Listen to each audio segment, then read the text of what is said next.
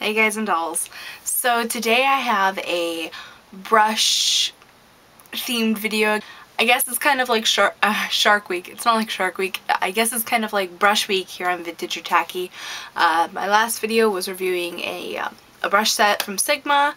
This video is going to be about a couple brush related things, and then my next video I believe is going to be my brush cleansing, both daily and deep cleaning, because a lot of you have asked for that. I know there's lots of other brush cleaning videos on YouTube, but a lot of you have asked for my method, so that'll be that video. We won't talk about it now. This video is about two brush related items. Well, one of them is actually a brush, but I'll get to that in a second.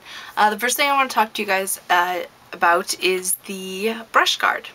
So brush guards are these little nylon mesh tubes that you actually use to guard, haha, the name, your brushes while they're drying after you've washed them.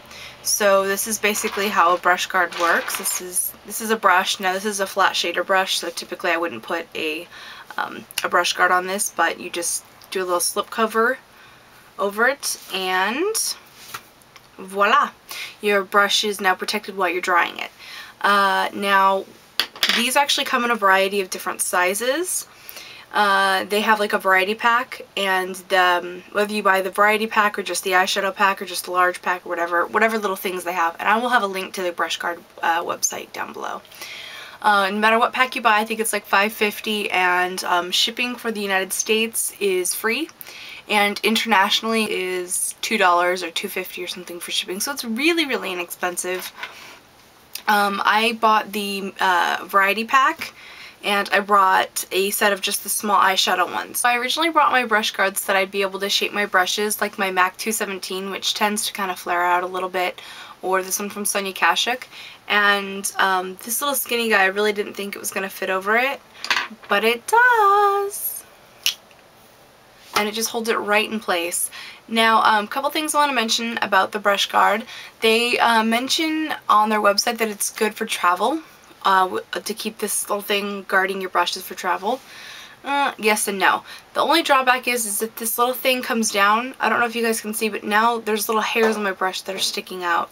And if it stays there long enough, especially when it's drying, your hairs will actually be all sticking out, so that kind of negates the whole purpose of the brush guard. So what I do is I just use them to dry my brushes, and I take them off, with one exception. Now this is my Sigma Kabuki. It's very nice and very soft, and it's actually really quite dense, but for some reason the hairs tend to really like splay out on me a lot. It gets really large, and I'm actually kind of learning to love that. But anyway, I used the largest one that came in my variety pack, and I slipped it over it, and when I go to dry it, I actually dry it like this, standing up. It's pretty cool, right?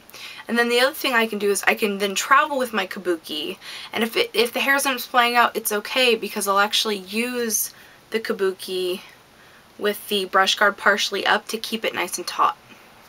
So I think brush guards are really, really cool. I'm going to go a little bit more into how I use them when I actually make my brush cleaning video. And then I want to share the new brushes from Sephora brand. These are the new, I only have one, but this is the new brush line called Sephora I.T. It's called Intelligent Technology. Essentially everything about this brush is innovative, according to Sephora anyway. Basically, the handles, I believe, are made out of aluminum, so they're very lightweight. They are tapered down at the end to make them balanced, to make it easier to use them at the end to get a pro finish. They are made with the finest quality hair that Sephora makes. It's very soft. I prefer it for liquid, or not liquid, but like eyeshadows wet. I don't really like it for dry eyeshadows. I don't feel like it picks up enough pigment for a flat shader style brush. But all of that is just, you know, kind of like, oh, okay, well, why do I care? The main reason why I was interested in picking up one of these brushes is it has this little cap thing that I've been playing with. This little cap thing is pretty cool stuff, and I wish that some company made little caps like this for all your brushes. But anyway, basically what it is this little cap guy. It's made out of plastic, so this will actually keep your brushes safe in travel, or if they're in your belt, they're not going to get pushed around or anything. While they are, you know, if you are like me and you store your brushes kind of like sitting up, they're not going to develop, or they're not going to gather dust on the brushes themselves. most importantly, you can actually dry your brushes standing up.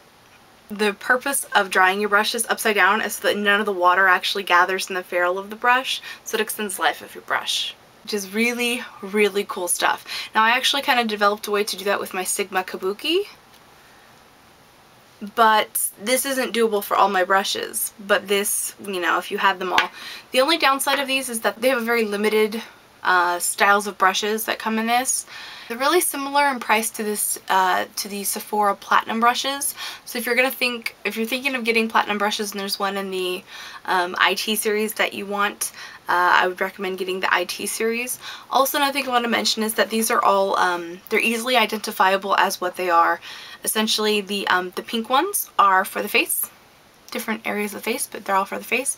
The purple and the blue ones are for the eyes. So of course I had to have a purple shader brush from them. I'm such a goober, but when this came out I just had to have it.